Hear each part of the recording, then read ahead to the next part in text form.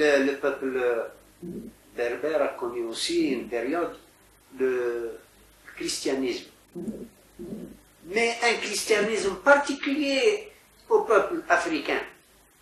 L'Église, on ne l'appelait pas l'Église ordinaire, on l'appelait l'Église africaine de Carthage. Qu'est-ce qu'elle disait? Elle disait, nous sommes indépendants de l'Église romaine.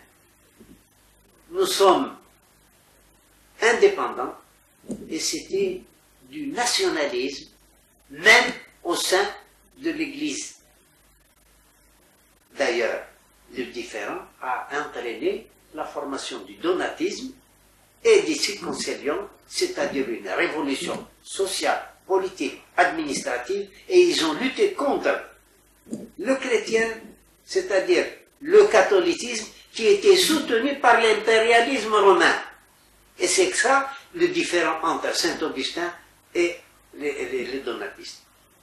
Cette idée de nationalisme, même au sein de la religion, a été un des faits principaux qui ont entraîné Firmus à lutter à son tour contre l'impérialisme romain.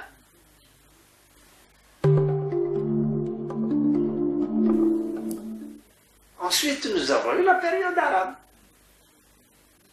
Les Arabes ont conquis la Syrie et l'Irak en 15 jours. Nous, l'Afrique du Nord, ils ont mis 54 ans. Cela prouve que le peuple berbère était jaloux de sa liberté. Et comme il a lutté contre les Romains, contre les Goths, contre les Byzantins, il a lutté contre l'invasion arabe. Ne cherchez pas à savoir qu'est-ce qu'ils apportent. D'abord, ils avaient une religion, et ils n'étaient pas prêts de changer leur religion pour une autre.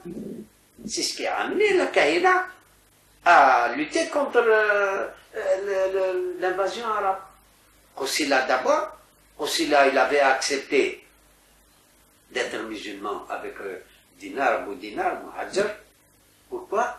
Parce qu'il était entendu que la Berbérie constituerait un peuple indépendant, un État indépendant. Les Arabes apportaient l'islam, Saha, d'accord, mais ils n'étaient pas pour rester. D'ailleurs, ils ne sont restés que quelques éléments là. Il n'y en avait pas tellement des Arabes. Les Arabes ne sont venus en réalité que, ils ont peuplé en réalité notre pays qu'après l'invasion d'Ibn Hilal.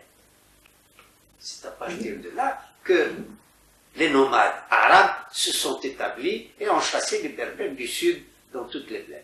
Bon, maintenant, ils sont en train de controverser cette idée, mais le fond du peuple nord-africain, c'est berbère. Même s'il y a des régions qui ont été arabisées, Djouadjila, madame, sont arabisées, mais c'est des vrais Kotana. Ils ne peuvent pas contester cela. Les Lorani qui parlent tous l'arabe, c'est Zinata. Et pourtant, pourquoi? Parce qu'ils ont été arabisés. Et pourquoi ils ont été arabisés? Ils ont été arabisés pour deux raisons. Premièrement, l'arabe, c'est le parler du Coran.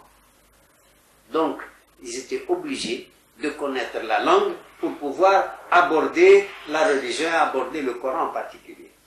Deuxièmement, les gouvernements qui se sont succédés, que ce soit les Morabédés, les Mouahidés, les Bnimrin, les Bneziyans, les Hafsid, tous gouvernés en arabe. Ibn Tashfin ne connaissait pas un mot d'arabe. Et pourtant, ces administrateurs étaient obligés d'écrire en arabe parce que c'était la langue la langue berbère n'était pas écrite.